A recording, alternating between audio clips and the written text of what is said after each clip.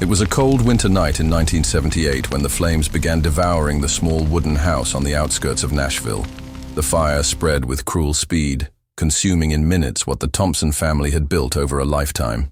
When firefighters finally controlled the blaze, only smoldering ashes remained, along with the charred ruins of a simple life filled with love.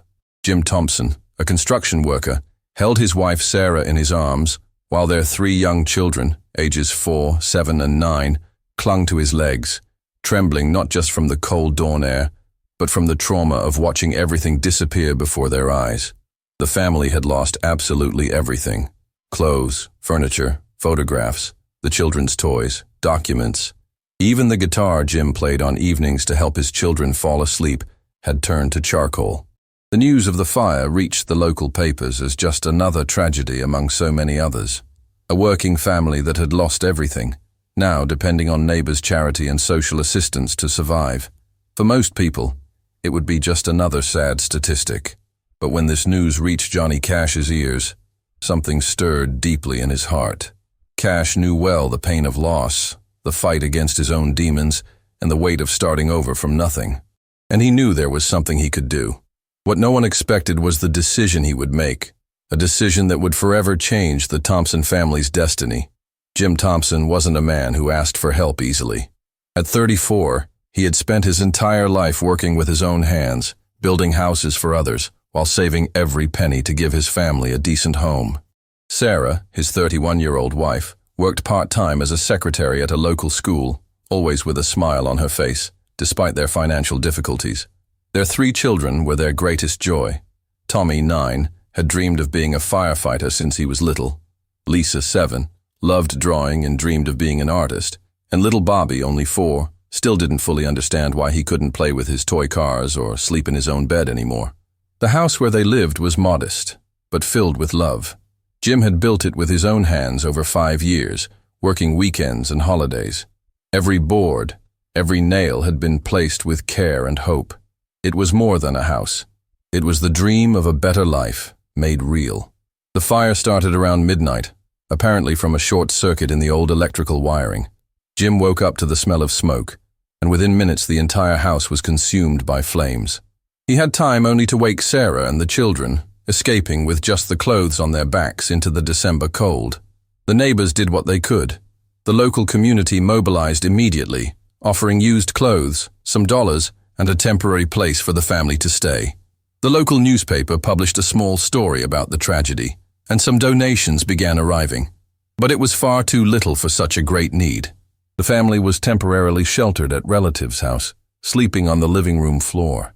The traumatized children woke up screaming in the middle of the night, dreaming about fire. Lisa had stopped drawing. Tommy no longer talked about being a firefighter, and little Bobby asked every day when they could go back home. Jim tried to maintain hope, but reality was cruel. Without adequate insurance, without sufficient savings, and with 3 young children to support, rebuilding seemed impossible.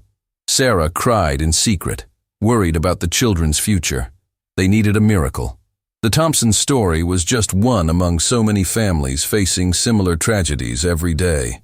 At that time, there were no social networks or viral fundraising campaigns.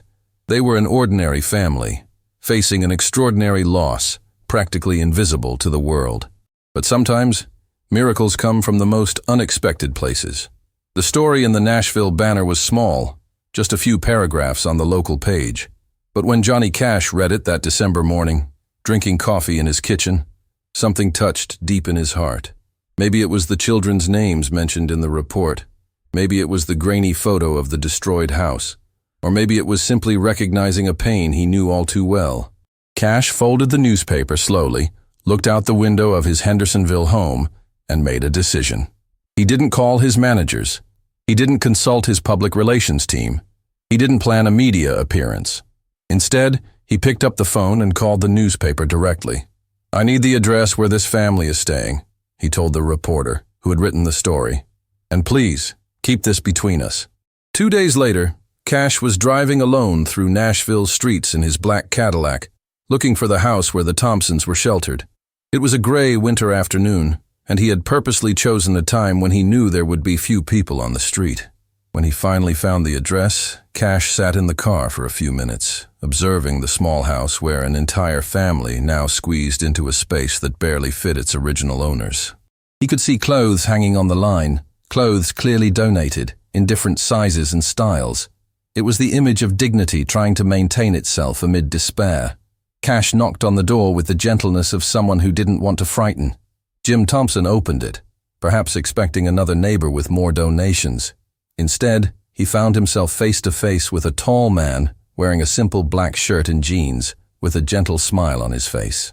"Hi, I'm Johnny," Cash said, extending his hand. "I read about you all in the newspaper." Jim was paralyzed for a moment. Even without the characteristic outfit, even in casual clothes, it was impossible not to recognize that voice, that distinctive presence. But before he could fully process what was happening, Cash was already asking, "May I come in? I'd like to meet your family." Sarah appeared behind her husband, drying her hands on a dish towel. When she saw who was at the door, her hand flew to cover her mouth. The three children, curious about the visitor, approached timidly. Cash crouched down to the children's eye level. "You must be Tommy," he said, remembering the names from the article. "I heard you want to be a firefighter." The boy nodded, still in shock. "And you're Lisa, the artist," he continued, turning to the girl. "And this here is Bobby." Little Bobby, less inhibited than his older siblings, approached Cash. "Are you famous?" he asked with the innocent curiosity of a 4-year-old. Cash chuckled softly. "Some people know me, yes, but today I just want to get to know you all." What happened in the next 2 hours was something the Thompson family would never forget. Cash didn't come as a celebrity doing charity. He came as a neighbor, as a friend. He sat on the floor of the cramped living room and listened to Jim tell the entire story of the fire. He held Sarah's hand when she cried, talking about Lisa's lost drawings. He played with Bobby on the floor, pretending the few borrowed toy cars were a great fleet. But it was when Lisa sadly mentioned that she had lost all her colored pencils that Cash had an idea. "You know what, Lisa? I know a store that has the most beautiful colored pencils in the world. How about we go there now?" "Now?" asked Jim, confused. "Now," Cash confirmed. "Actually, I think we need to take a shopping trip for the whole family." What followed was an afternoon that transformed one of the worst weeks of the Thompsons' lives into one of the most magical. Cash took them first to a department store, where he insisted each family member choose new clothes. Not charity clothes or donations. New clothes, chosen by themselves. The store clerk initially didn't recognize Cash, treating him like any other customer. But when she realized who he was and what he was doing, her eyes filled with tears. "Mr. Cash," she whispered, "it's an honor to help them." He simply smiled and asked, "Please, treat them like you would treat your own family." During the clothes shopping, Cash took special care with every detail. When Sarah hesitated before a beautiful dress, saying it was too expensive, he gently placed the item in the cart. "Sarah, you deserve to feel beautiful. A mother who takes such good care of her children deserves the best." For Jim, he chose a sturdy winter coat, knowing the man would need to work outdoors. "A man who builds houses needs to protect himself from the cold," he said, placing his hand on Jim's shoulder. The next stop was the toy store, where the magic really happened. Tommy was paralyzed in front of the firefighter toy section. Cash knelt beside the boy. "You know, Tommy, firefighters are real heroes. They save people, like you helped save your family that night." He chose not just the uniform, but also a fire truck with siren and ladder. Every hero needs the right tools. With Lisa, Cash spent long minutes examining art supplies. "A real artist needs real materials," he murmured, choosing not just the 64-color pencil box, but also watercolors, brushes, and a small easel. "Lisa, promise me you'll keep drawing. The world needs your art." The girl nodded shyly, hugging her new materials as if they were treasures. For Bobby, the choice was more challenging. The 4-year-old was overwhelmed with so many options. Cash sat on the store floor, in the middle of the toy car aisle, and began playing with him. "Which one do you think is the fastest?" he asked, making engine sounds. Other customers stopped to observe the surreal scene. Johnny Cash, on the floor of a toy store, genuinely playing with a child. When they chose a collection of cars, Bobby looked at Cash and said, "Can you play with me at home?" The simple question made Cash pause. Of course, Bobby. Whenever you want. But the most touching gesture was yet to come. At the music instrument store, Cash spent almost an hour testing guitars. He wasn't looking for the most expensive or the most beautiful. He was looking for the perfect sound. "Jim, I heard you played guitar to help the children fall asleep," he said. "I think it's time to bring back that tradition." When he found the ideal instrument, Cash tested it by softly playing "You Are My Sunshine," the same song Jim used to play for his children. The store employees gathered discreetly, knowing they were witnessing something special. "This one," Cash said, handing the guitar to Jim, "has the perfect sound for lullabies and calming hearts." Jim held the instrument with trembling hands, feeling the weight of the generosity he was receiving. Throughout the afternoon, Cash refused any kind of special attention or VIP treatment. When a store manager offered a special discount, he gently declined. "They deserve to pay full price for the best," he said. "I'm not doing charity. I'm investing in a family." The last stop was unexpected. A photo shop. "Every family needs to document their new beginnings," Cash explained, organizing an impromptu photo session for the Thompsons. The photos captured not just a family rebuilding their lives, but the exact moment when hope began to shine in their eyes again. When they returned to the house where the Thompsons were sheltered, the sun was already setting, painting the sky in orange hues. Cash helped carry the bags and gifts, but when everyone entered the small living room, he didn't head for the door as everyone expected. Instead, he sat down on the floor again, took the new guitar from Jim's hands, and began tuning the strings. "You know," he said, strumming softly, "I also lost almost everything once. It wasn't a fire, but it was equally devastating." The family gathered around him, the children sitting on the floor, Jim and Sarah on the borrowed sofa. Cash began playing a gentle melody, his deep voice filling the small space in a way that made the room feel like a cathedral. "I was lost in drugs, in alcohol, in anger.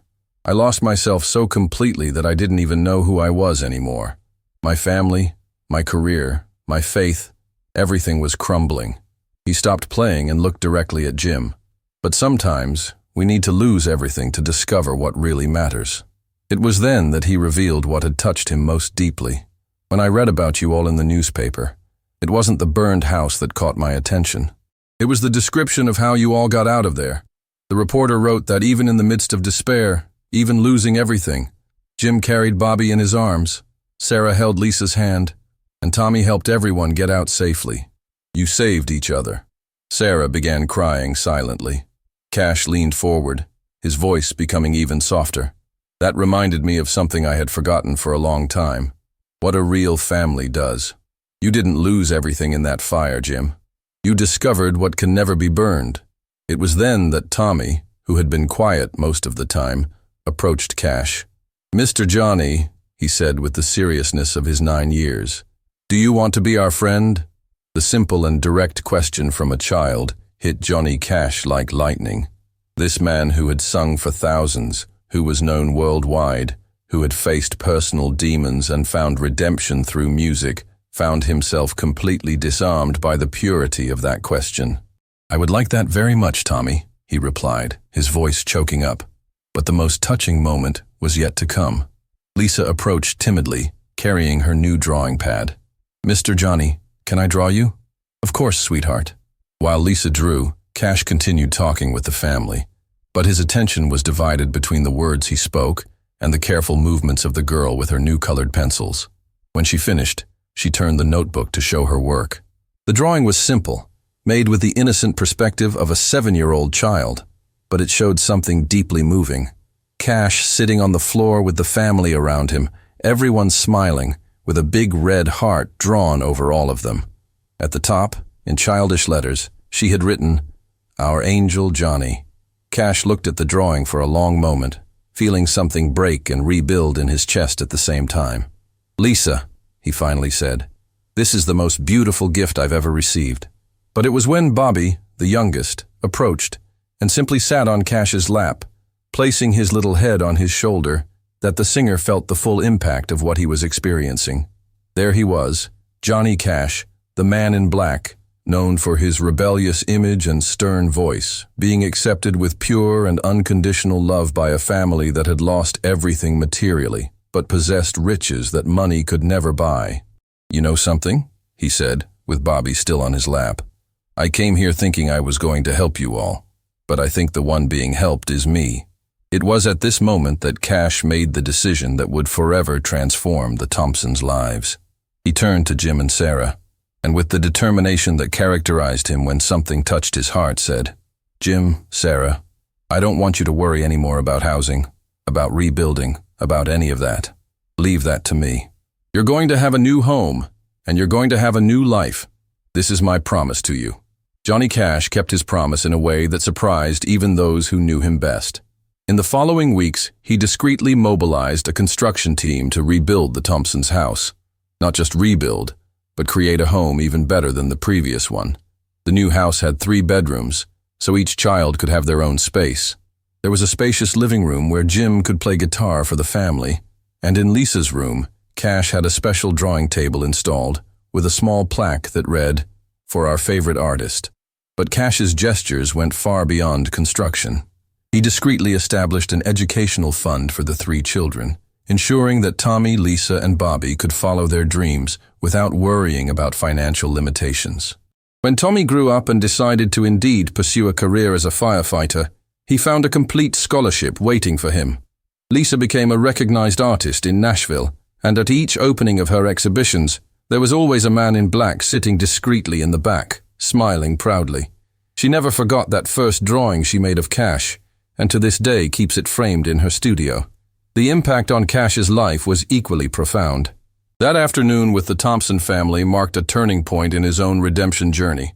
He began actively looking for similar stories in local newspapers, always acting anonymously, always focusing on families with young children. Sarah Thompson, years later, told reporters that Cash maintained contact with the family for decades. He never missed the children's birthdays, never failed to ask about their lives, their dreams, their difficulties. "He treated us like real family," she said. "Not like a charity project, but like people he genuinely loved."